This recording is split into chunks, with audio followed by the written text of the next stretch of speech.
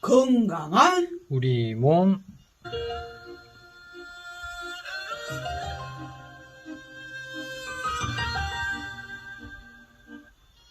알아야 덜 아프다. 우리 몸은 우리 의학으로 지킨다. 남도마실의 허준, 원광대 광주 한방병원 김채련 과장님 나와 계십니다. 어서 오세요. 안녕하세요. 저는 건강한 모습을 표현하고자 건강한 우리 몸. 머리가 아픕니다. 야. 제가 머리가 아파요. 오늘 두통에 대해서 알려주신다고요. 예, 그 두통은 그래서 누구나 겪는 증상이고 오히려 경험해보지 못한 사람들을 찾는 것이 어렵다고 할 수 있겠습니다. 그래요. 저는 그렇게 남들에 비해서 두통을 좀 자주 앓는다 없거든요. 아, 많이 예. 아프진 않아요.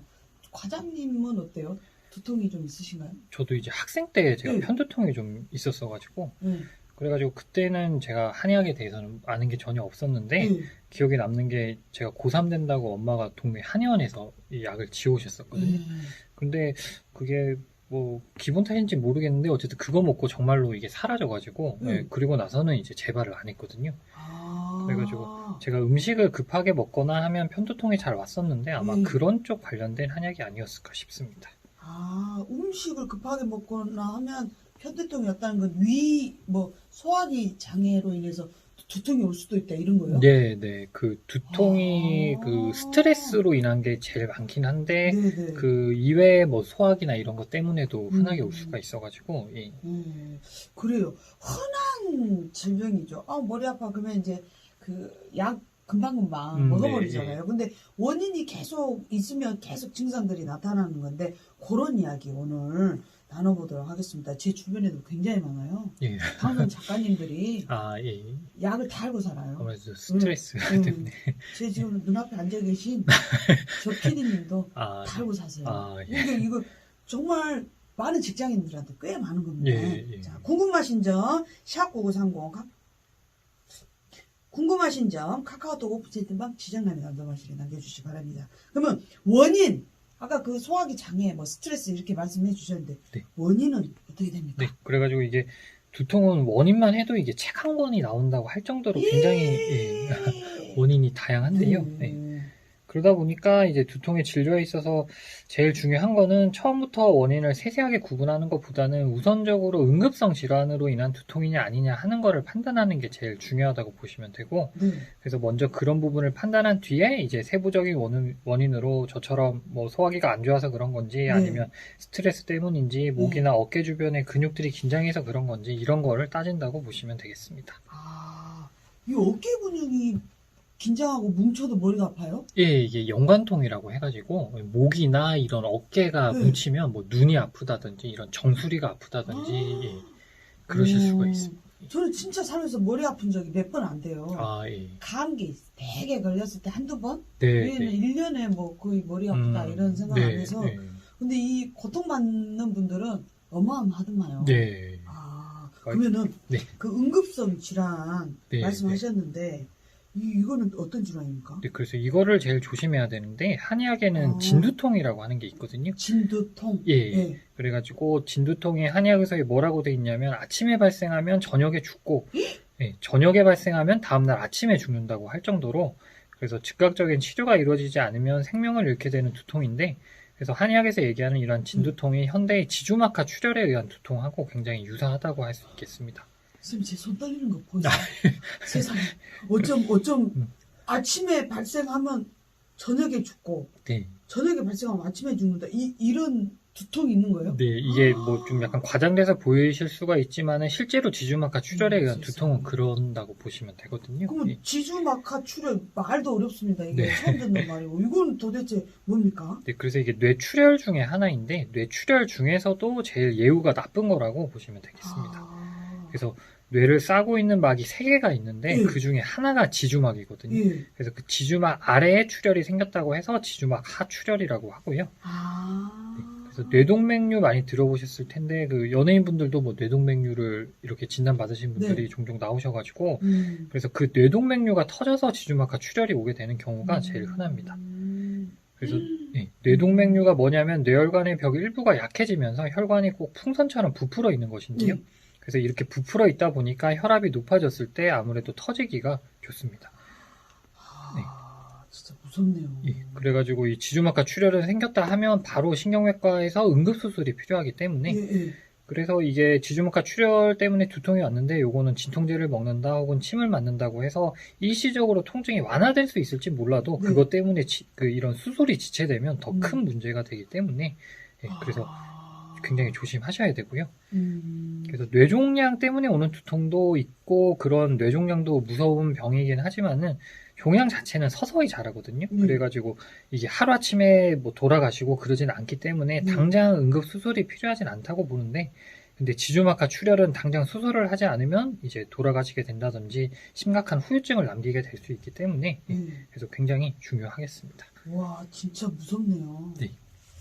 그냥 빠른 시간에 빨리 응급으로 하는 게 제일 빠른가요? 네, 안 그랬다가 진짜 골든타임 놓쳤다 하면 진짜 심각하네요. 이게 뭐 새벽에 또 잘 그러시는데 그러니까 새벽이니까 뭐 아침에 가야지 이러시면 안 되고 그런 두통은 바로 이제 그럼 지주 막 하출혈인지 어쩐 건지 막 머리가 깨지듯이 아프다. 근데 어떻게 이게 판단이 됩니까? 그래서 확실한 거는 CT를 찍어봐야 되는데 그러니까 증상으로 봤을 때는 이게 표현이 평생 경험해보지 못한 깨질 듯한 두통이라고 표현을 하거든요.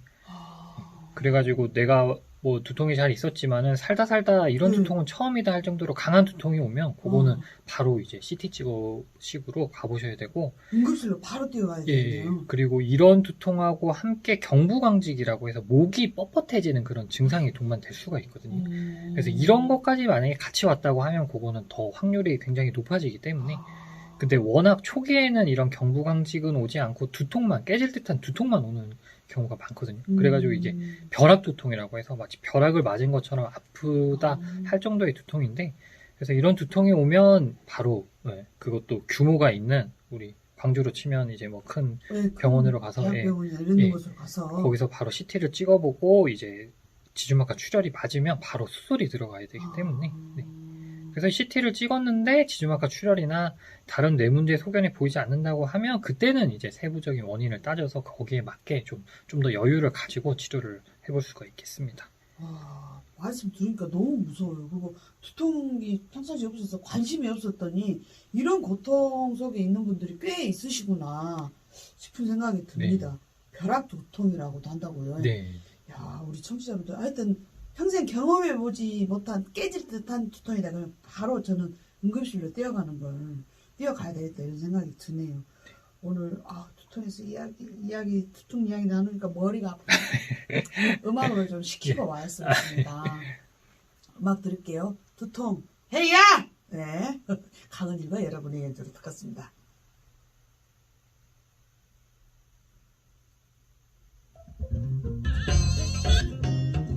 선생님 지금 머리 두통이 없어요? 지금은 뭐 특별히 나도 보통 체했을 때. 체했을 때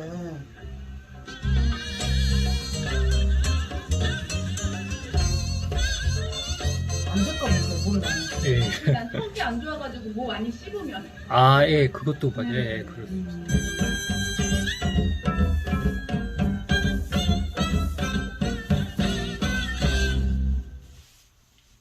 헤이야 두통.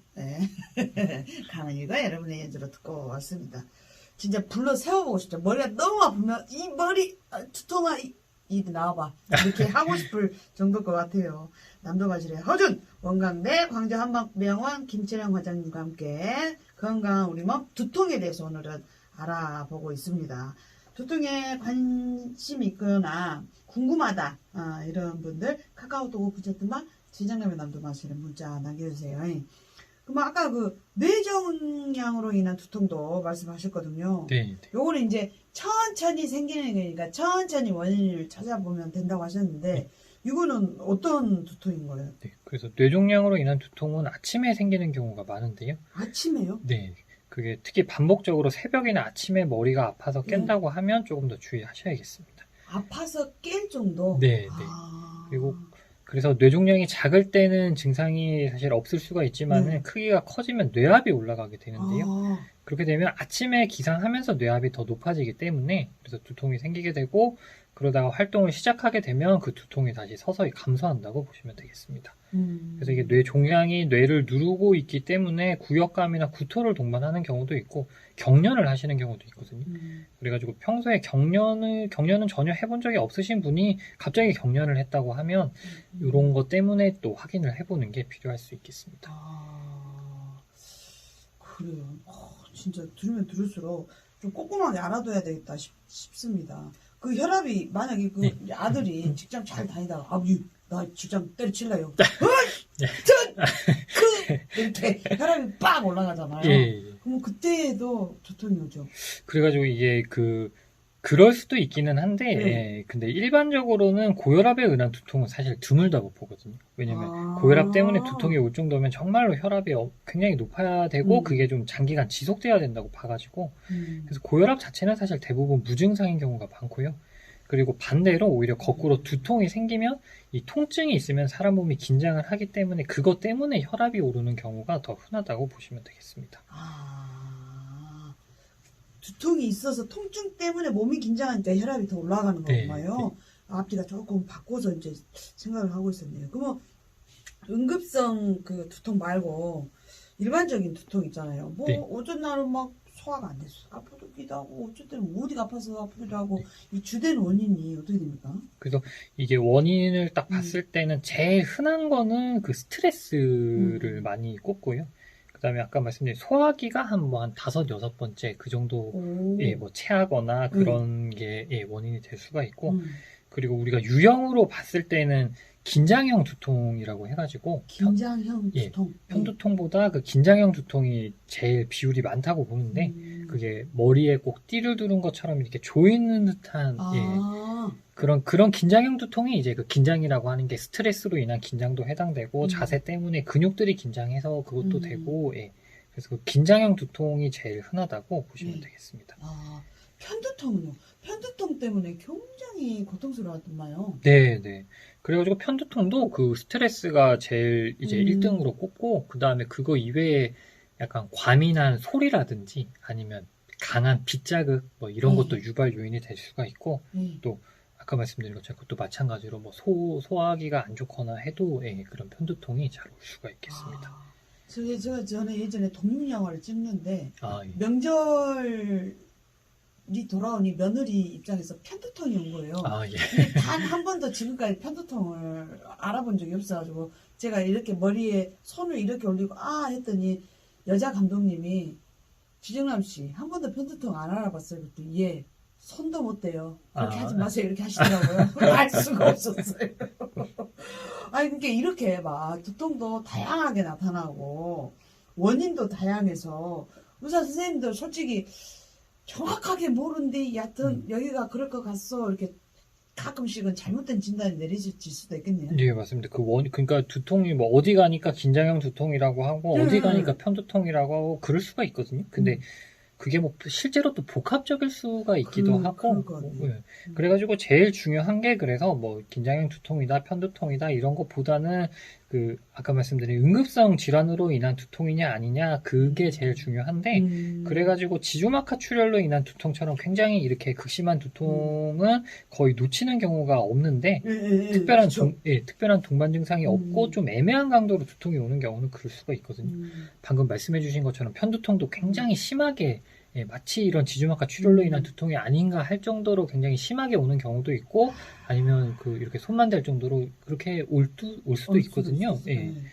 그리고 저희가 실제로 어떤 분이 계셨냐면 그 당시에 진료일 기준으로 3-4일 전에 생긴 두통으로 이제 연고지 근처 의원에서는 스트레스로 인한 두통 얘기를 들으셨거든요. 그래가지고 그렇게 해서 치료를 받다가 좋아지질 않으니까 다시 다른 근처 한의원을 갔고 거기서는 이제 소화불량으로 인한 두통 소견을 듣고 이제 또 치료를 받으셨는데 결과 궁금합니다. 그렇게 해도 이제 그 치료를 받아도 호전이 안 되니까 이제 저희 병원으로 이렇게 오셨었는데 그래가지고 사실 보통 두통이라고 하는 게 일반 한의원 침 치료로 그 쉽게 효과를 보시는 경우가 많거든요. 아, 그래요? 예, 근데 이제 이분 같은 경우는 전혀 효과가 없고 오히려 조금 더 심해지는 것 같다고 하셔가지고 그래서 제가 좀 더 주의를 했었는데 그래서 앞에서 말씀드린 그런 경부강직이라고 하는 이런 목이 뻣뻣해져가지고 고개를 좀 들기 힘들고 그런 증상이 동반이 되셨었거든요. 네.